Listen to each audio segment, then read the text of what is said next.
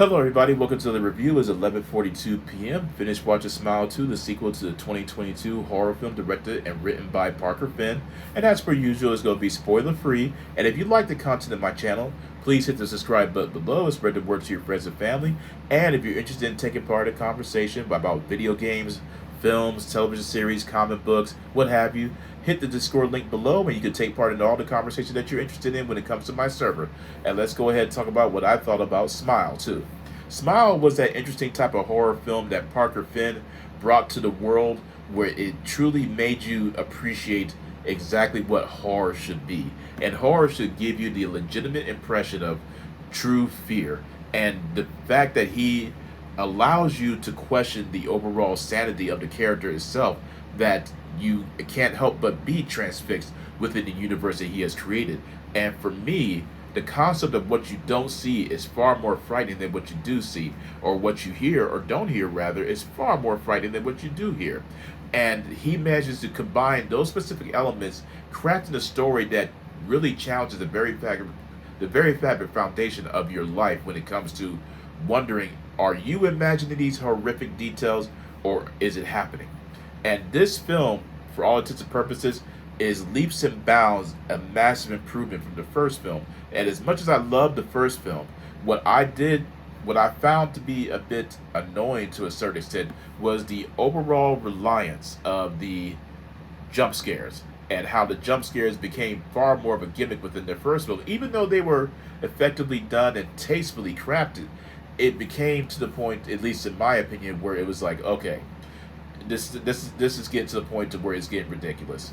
This, I love how he managed to spread them out in a way where they meant something, and when the jump scare actually happened, it caught you off guard. It's not so much of a fake out.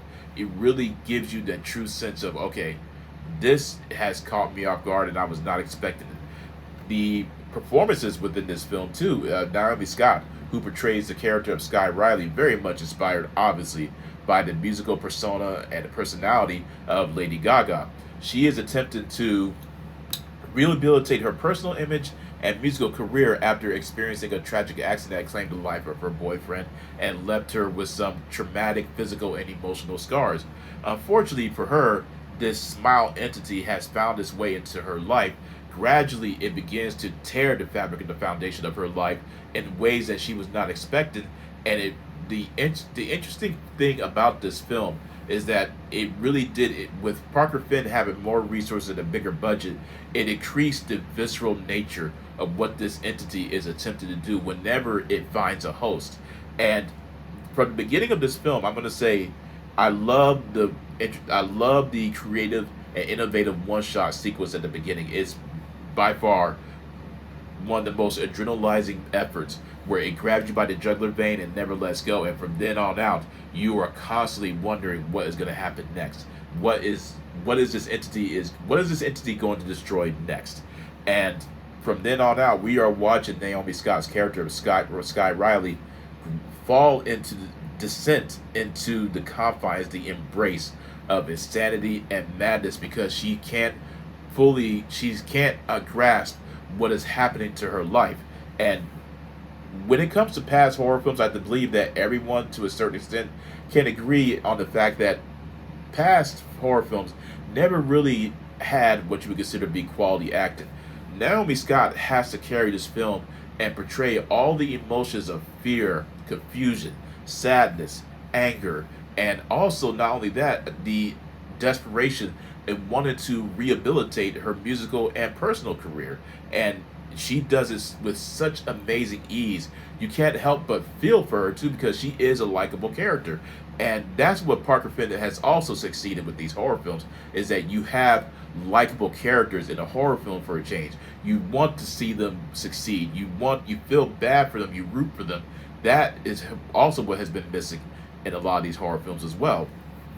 And she did an amazing job. Probably one of the best horror film acting performances that I've ever watched in my life. And she's just phenomenal. Not only is she easy on the eyes, but it was just overall, she is a talented actress and gives the performance of a lifetime.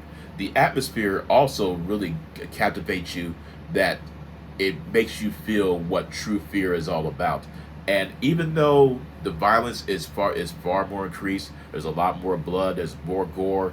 I do appreciate the fact that it doesn't detract from the story. The story is very much coherent and honed in on the fact that you are literally on this horrific journey with Sky Riley, trying to find some sense and hopefully a cure for the madness that she's experiencing.